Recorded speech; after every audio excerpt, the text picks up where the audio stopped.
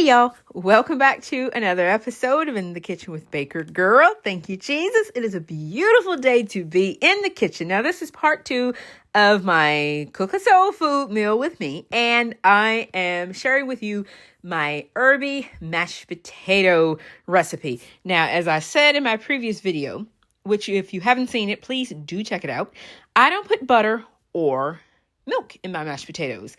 I use chicken stock. So I am using the chicken stock that I reserved from my creamy, lemony chicken. And the recipe for that is also on that video. But really, it's just a double chicken stock. So I'm peeling my potatoes. I'm using Yukon Gold potatoes, but you can use russets, really any regular potato that you like. And I'm also going to just cut them up into large chunks. We're going to mash them. So there's no need for, you don't have to be precise about this.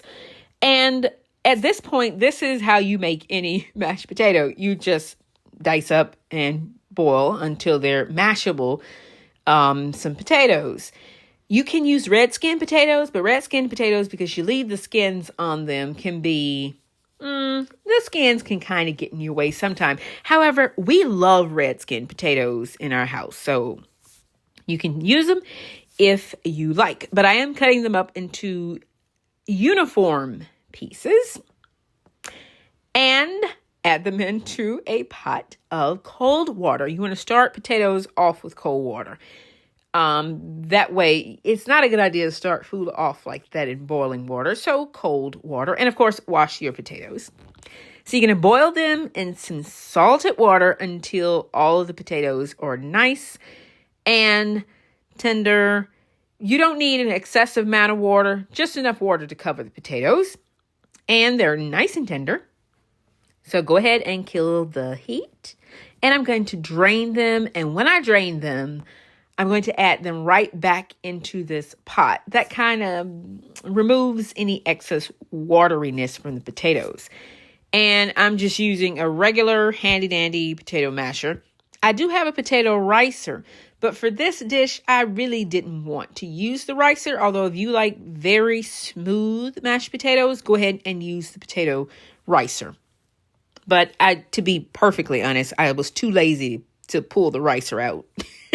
So I just used a regular potato masher, which is what my mama used anyway. And go ahead and give those potatoes a nice mash. I did add a little bit of Himalayan salt to the potatoes at this point because it's just easier to add the salt. And I also added in some freshly ground black pepper that I grind in my mortar and pestle. You want to be generous with the pepper. Don't be stingy with the pepper because that is where the flavor of mashed potatoes come from.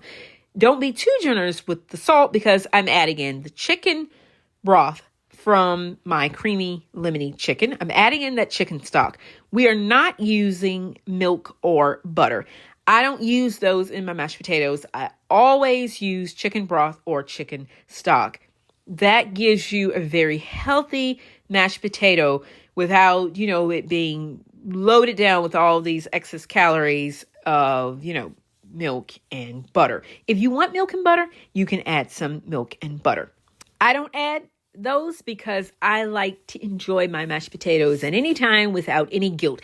And really, the creamy lemony chicken, it's kind of like a smothered chicken, served over the mashed potatoes will give you all the richness and creaminess you like. So I don't believe in gilling the lily.